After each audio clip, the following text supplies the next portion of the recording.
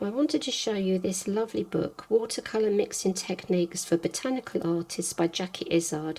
Now, I absolutely love books, especially art books, and I think they're so useful. Even if you do courses and you take classes, I think to have a lovely book at home that you can refer to is a great way to learn a bit more about the way an artist works, and just gives you so many hints and tips, and they're just an invaluable resource for you.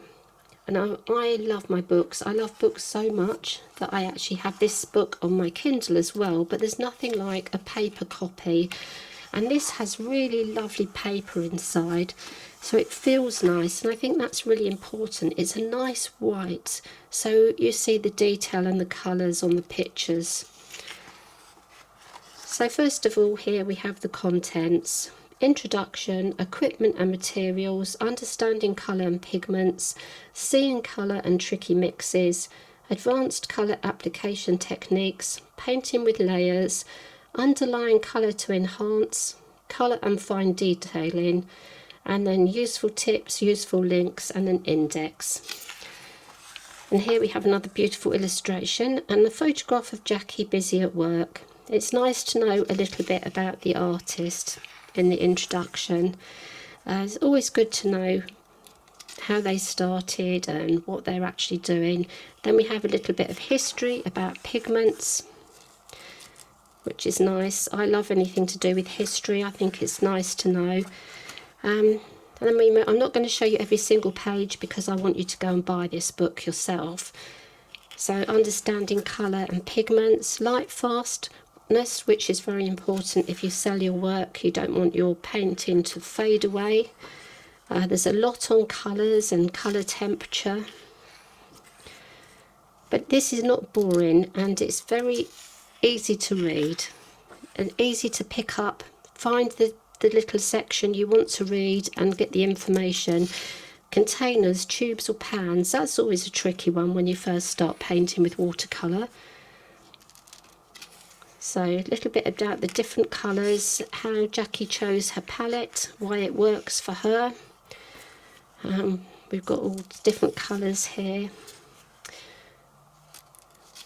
Understanding your colours. And then we've got the colour mixing with primaries.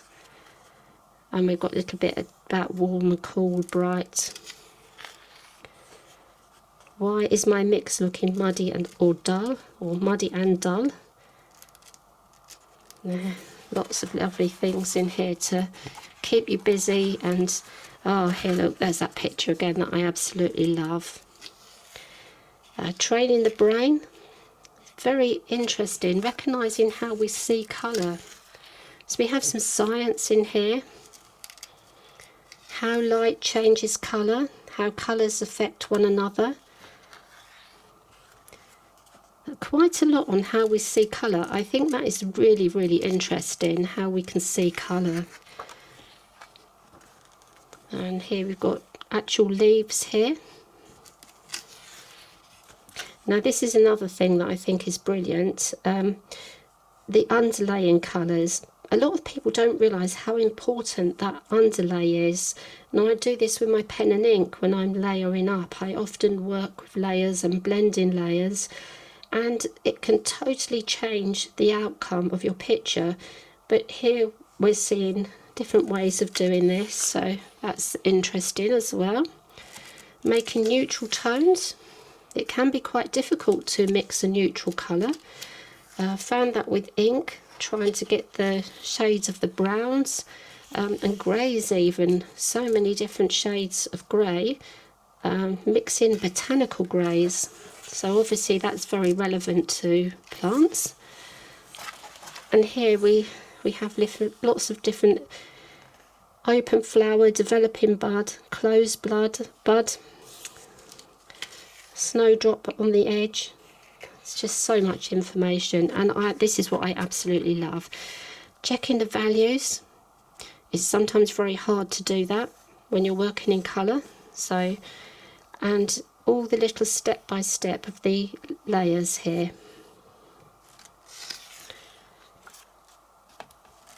a light source diagram. That's another thing that's very useful. And some close-ups.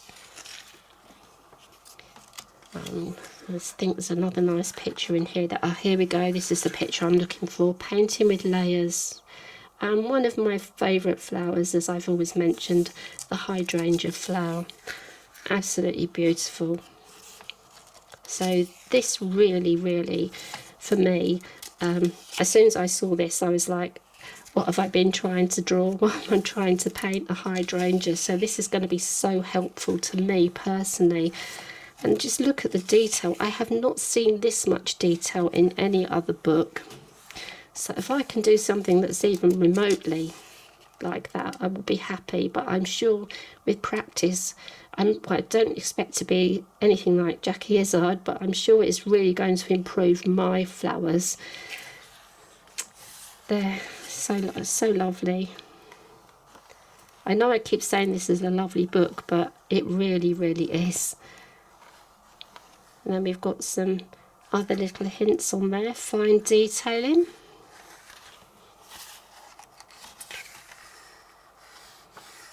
And then we get up to the very end. So that is most of that book, and I just can't recommend it highly enough.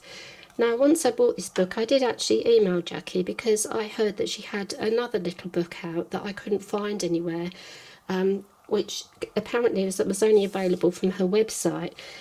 And she's very approachable. She answered me very quickly, and I ordered this little book from her, and it came within a couple of days. It was brilliant to have. The Little Book of Watercolour for Beginner Botanical Artists. How to use watercolour. Again, lovely paper, very nice quality paper.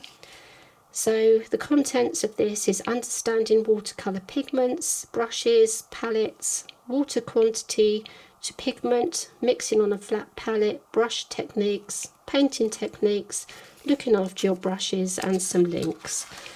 So again, very easy to read, very clear. Colours are absolutely beautiful in this book.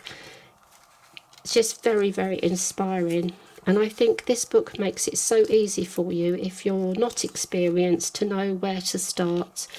Brushes can be very confusing because there are so many brushes. Knowing which ones to buy when you first start painting, there's just a lot of information in here. So I would recommend getting both books. Also, I would recommend that you sign up for Jackie's newsletter so that when the next book in this little series comes out, you'll be able to get that as well. But I can't tell you how lovely these little books are. I think you really need to see them to appreciate the quality and the work that's gone into these books. And personally, I know that I'm going to be using these books a lot in the future, especially with my new exciting garden that I now have, where I'm going to be concentrating on plants and flowers. There's a little card there that I got with this book from Jackie, which has her website on. So please have a look at the book. Both books are brilliant. This is most definitely the best book that I have seen for botanical artists on colour mixing. So I would highly recommend that you go and have a look and get yourself a copy.